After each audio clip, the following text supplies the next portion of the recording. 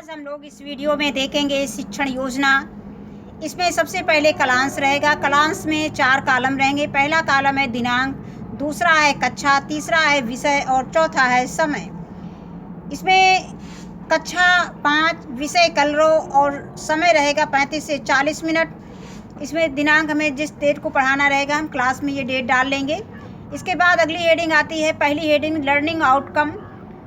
बच्चे महापुरुषों के विषय में जानते हैं तथा बच्चे देश के स्वतंत्रता में भाग लेने वाले महापुरुषों के विषय में जानकारी रखते हैं।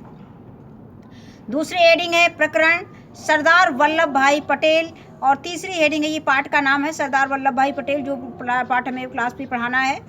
इसके बाद है सीखने सिखाने की सामग्री। इसमें हमने लिया है पाठ्य पुस्तक, कलरों और दीक्षा ऐप की सामग्री।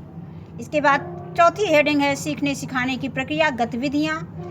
इसमें भी 4 कॉलम रहेंगे। पहला कॉलम रहेगा क्रम संख्या, दूसरा रहेगा चरण, तीसरा रहेगा समय और चौथा रहेगा आकलन के तरीके।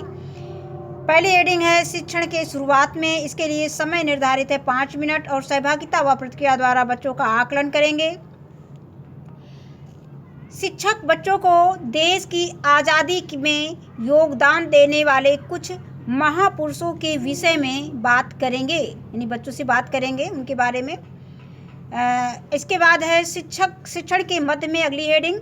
इसके लिए समय निर्धारित है 20 से 25 मिनट और सहभागिता व प्रतिक्रिया देखकर बच्चों का आकलन करेंगे। शिक्षक बच्चों को अपनी पाठ्य पुस्तक कलरों में पृष्ठ संख्या 74, पाठ 13 सरदार वल्लभ भाई पटेल नामक पाठ खोलने को कहेंगे। शिक्षक पाठ का आदर्श वाचन करेंगे और बच्चे शिक्षक द्वारा बोले गए शब्दों पर उंगली फेरते हुए उसे शिक्षक के साथ दोहराएंगे। अब शिक्षक बच्चों को पाठ का सारांश बताएंगे। अब सारांश देखिए, इसमें हमने बहुत छोटा करने का प्रयास किया है, इसलिए बहुत सारे पॉइंट इसमें छूट भी जाएंगे। वो हम लोग क्लास में जब आदर्श वाचन कराएंगे तो उसके साथ बच्चों को रिवीजन करा देंगे। वल्लभ भाई पटेल का जन्म 31 अक्टूबर 1875 को गुजरात के पेटलाद तालुके के करमसद गांव में हुआ था। उनके पिता का नाम झवेर भाई पटेल और माता का नाम लाड़ भाई था। झवेर भाई किसान थे। वल्लभ भाई पटेल विदेश में वकालत करने गए। विदेश से लौटकर अहमदाबाद में वकालत करने लगे। इसी समय गांधी जी के संपर्क में आकर वकालत छोड़कर देश की सेवा में लग गए। इन्हीं के प्रयासों से बेगार प्रथा समाप्त हो गई।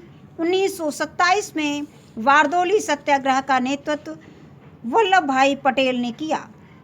इसी सत्याग्रह में पटेल को सरदार की उपाधि दी गई। 15 अगस्त 1947 को देश स्वतंत्र हुआ।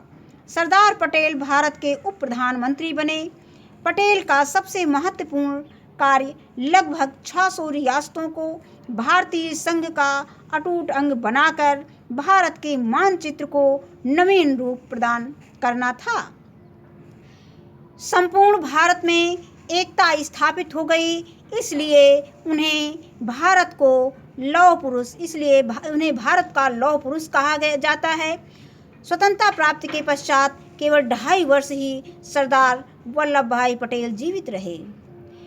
15 दिसंबर 1950 को दिल के दौरे से मुंबई यानी बम्बई में उनका निधन हो गया। इसके बाद आगे थोड़ा सा है। सरदार पटेल की सफलता का मूल मंत्र था कर्तव्य पालन और कठोर अनुशासन। इन्होंने अपने 75वें जन्म दिवस पर राष्ट्र को संदेश दिया था, उत्पादन बढ़ाओ, खर्च घटाओ और अपव्यय बिल्कुल ना करो। इसके बाद अगली हेडिंग इसमें आती है शिक्षण के अंत में।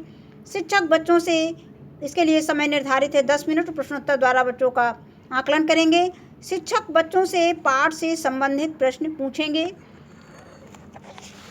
इसमें हमने कुछ प्रश्न लिए हैं। इसमें हम प्रश्नों की संख्या को अपनी सुविधा के अनुसार घटा बढ़ा सकते हैं। जैसे इसमें हमने पहला प्रश्न लिया है कि वल्लभ भाई पटेल का जन्म कब और कहाँ हुआ था, तो हम इसमें इस प्रश्न को बच्चों से पूछ सकते हैं कि वल्लभ भाई पटेल का जन्म कब हुआ था। और दूसरा प्रश्न हम तोड़ सकते हैं कि सरदार वल्लभ भाई पटेल का जन्म कहाँ हुआ था। इस तरह से हम बच्चों में छोटे छोटे प्रश्नों में बांट के इसको लिख सकते हैं, पूछ सकते हैं क्लास में।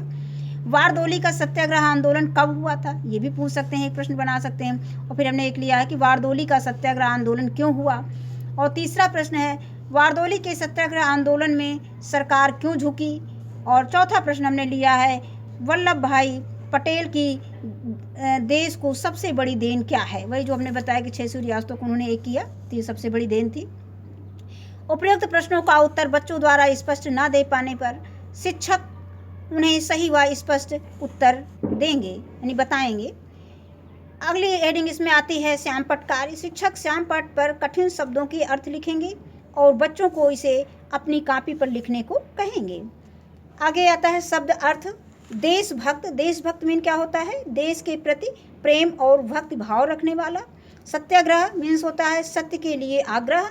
और अपव्यय मीन होता है फिजूल खर्ची। और जुर्माना मीन होता है दंड। और नासूर मीन होता है वह घाव जो जल्दी नहीं भरता।